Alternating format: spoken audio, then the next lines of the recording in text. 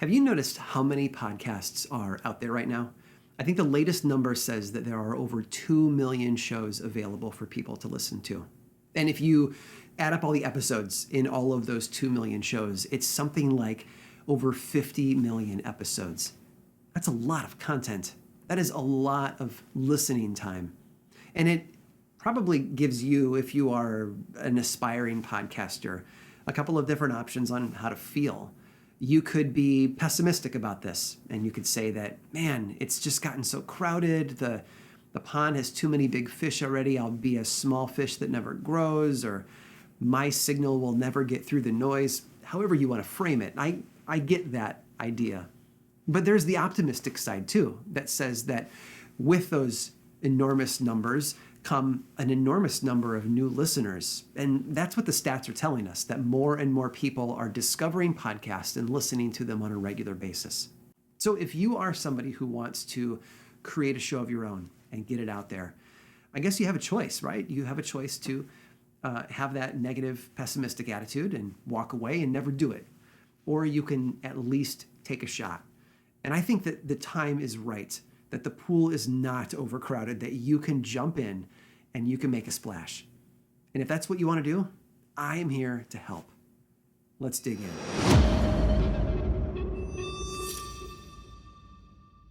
Hey there, I'm Aaron Mahnke, and I make podcasts. Literally, that's my full-time job. I am a podcast producer. I started 7 years ago when I launched a show called Lore. It's basically a history podcast. It's narrative storytelling, simple in structure, simple in format, but it has been really well received by listeners. Over the past 7 years, it's been downloaded over 350 million times, which is a huge number of zeros to think about. It has been adapted for television by Amazon Prime Studios. It's been published as a 3-book hardcover set from Penguin Random House. I've done a number of live tours across the country, book signings, all sorts of things like that, all related to lore. It's safe to say, and I mean this quite literally, lore has changed my life. And along the way, I've been able to partner up with companies like iHeart to make more shows. I think at the moment, there are 12 podcasts that are out under my Grim and Mild label, which is, you could think of it as sort of an imprint for podcasts. And together, all of my shows are just on the threshold of 500 million downloads. So it's really exciting to do what I do. Over the years of doing this, almost 7 years now, there are lessons that I've been able to pay attention to. I watch how things work.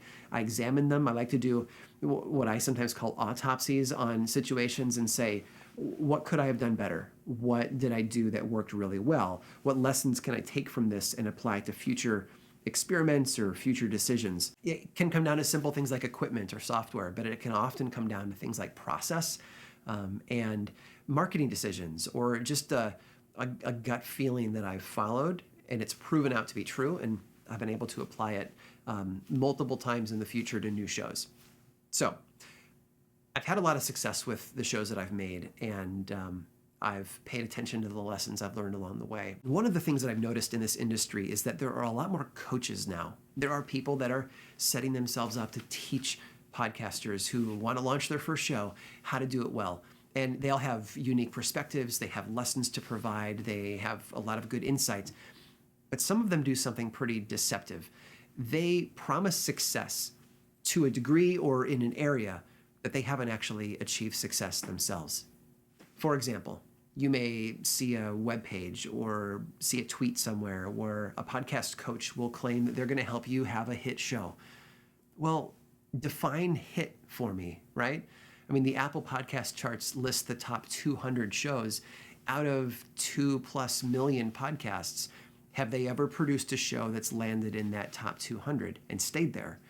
I've had one in the top 200 for almost 7 years now. Have they ever launched a top 10 show? Or better yet, have they launched a #1 show upon release? I've done all of that multiple times. And so as I sat back and I thought about this, that the industry's growing, I love the industry, I love helping new podcasters launch new shows.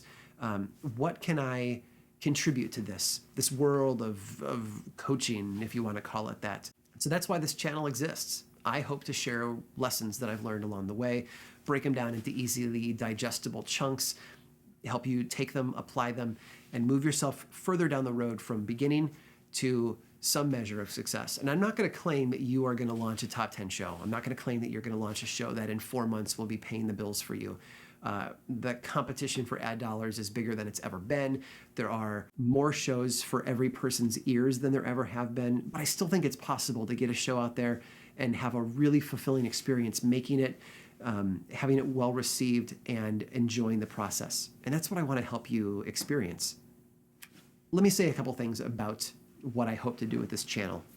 First of all, the journey has just begun. Obviously, I'm not going to sit here and give you every single lesson that I've ever learned inside this small video. That's what the channel's for. And so our adventure has just begun, but so has yours. Whether you have been dabbling with a podcast that you haven't had success with, or you are in that sketchbook phase of scribbling notes and getting ideas together, you haven't launched it yet, you and I are both sort of starting this journey together. And I think that's exciting. And maybe that's appropriate, right? But I also want to warn you that my advice is, well, it's rather blunt. It's sometimes seen as a bit offensive by some people. I've stood on stage in front of hundreds of podcasters and offered advice at conferences, teaching what I think are the keys to having a great show, rules that I think people should hold to, and have watched the negative feedback from people that I shouldn't have rules, that anybody can do anything the way that they want. But I'm pretty opinionated about this stuff. And the reason why I'm opinionated about it is because I've seen it play out in practice in my own shows. And I know that my success and my experience doesn't translate to every other person's experience and their potential for success. I know that every person's project has its own qualities, its own uniqueness. But I do think that at the core level, if you get down underneath all the uniqueness, there are basics that all of us can stick to, that all of us can hold on to and use to grow our shows in a way that gardeners would say a plant needs light and it needs water. And that's the kind of stuff that I want to focus on, the basics. You will probably not get a lot of tech tips from me, software, microphones, things like that. They're fun. They're a great rabbit hole to throw yourself down and research for hours. But I've seen new podcasters with a show to launch stall and sometimes not even get out the gates because they're tripped up on what microphone should I buy? Should I get myself a booth of some kind to record in? What software should I use? And those things get in the way of actually making the show. Most of the work involved in making a great podcast happens away from the microphone and away from the editing software. And that's where I want to focus my advice, to help you with the process, to help you with the mindset and the attitude that helps you get your show off on the right foot.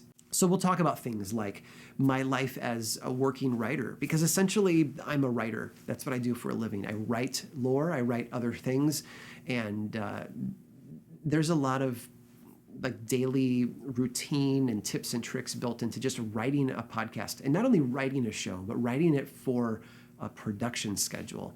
My show comes out every 2 weeks without break.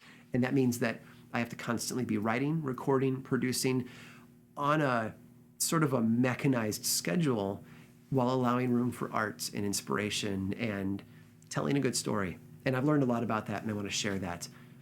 I also run a business around this. I have a production company called Grim and Mild that I employ people. They're all audio producers and researchers and writers, and we make shows together, and I oversee that activity. And I think there's a lot of lessons to be learned from the running the business side of all of this. And of course, there are other, kind of bare bones basic podcast things like, how does advertising work? How can my show earn money? How can I grow my audience? That's all the kind of stuff that I want to share with you. But as I said before, this adventure is just getting started. If you want to stay in touch via social media, you're that sort of person, I'm on Instagram and Twitter. I'll drop my username here on the screen, and feel free to follow along and say hi. And in true YouTube fashion, I will do that thing where I beg and plead of you to click the subscribe button underneath this video. Obviously, it's going to be nice to watch that number grow over time, but the real reason is so that you don't miss when brand new content comes out. I want you to get these lessons as soon as you can, apply them to your show quickly, and move your show further down the road. Let me know in the comments below what sort of topics you'd like to hear from me about, lessons that you've been struggling with, and solutions that you're looking for, and I will incorporate them into future video plans. I would love to be able to meet your needs as best as I can. And I think that's it for today. And until we talk again, go be creative.